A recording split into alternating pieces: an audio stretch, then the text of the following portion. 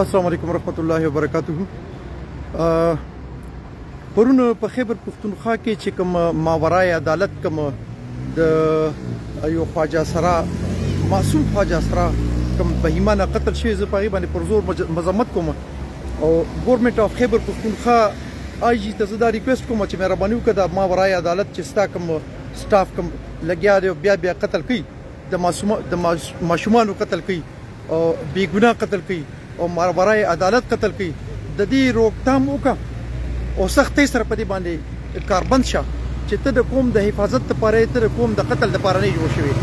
تا ته چې کوم سیټ درکړی شوی دی تا ته چې کوم فیسیلیټي درکړی شوی دی تا ته چې کوم غټ تنخواګانې درکړی شوی دي نو دا هرګز د دې مقصد لپاره نه دي چې ته چې کوم دي نو ستا په بیک ګراوند کې ستا په جوریسډکشن کې ستا په شا باندې ولاړ چې کوم خلک دی د کوم ته ذمہ دار نو دا غیر ماورای عدالت قتل وشي او سپیشلی زه به دا وایم چې دا دغه چې کوم دی خواجه سرا چې کوم دی دا خو دومره معصوم دي او دا خو دومره بې ګناه دي چې دی خو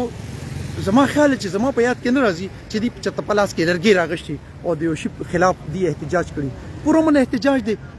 پرامن احتجاج د ارچا حق دی او دا د وطن عزیز په قانون کې شامل دي چې پرامن احتجاج کیدی شي او دا هر څه کولی شي زه د خواجه سرا د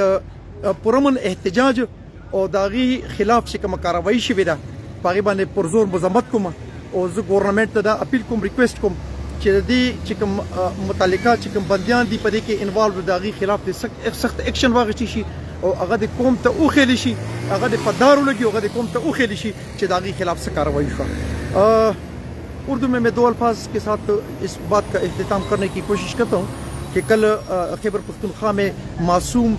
2 ख्वाजा सराओं को गोलियाँ मारी गई उनके एहतजाज के मौके पर जबकि ये चारसदा चौक में एहतजाज हो रहा था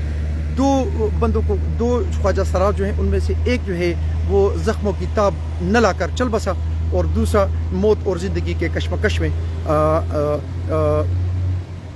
मर्दान के किसी अस्पताल में पड़ा हुआ है। मैं पुरजोर अपील करता हूँ मुतल्लिका जो इदारे हैं और मुतल्लिका जो पुलिस डिपार्टमेंट का जो भी सीनियर ऑफिसर है उनसे रिक्वेस्ट करता हूँ कि जनाब ये जो मुतल्लिका जो लोग हैं उनके खिलाफ सख्त से सख्त कार्रवाई की जाए और इस जुल्म को रोका जाए। ये पहला जुल्म नहीं, ये बार बार जो है मावराए अदालत कत्ल किए जा रहे हैं, इनको रोका जाए और इन लोगों के खिलाफ कार्रवाई की जाए। अब तक बहुत सारा ख्याल रखें, मुझे दुआ में याद रखें। अस्सलाम वालेकुम रहमतुल्लाह।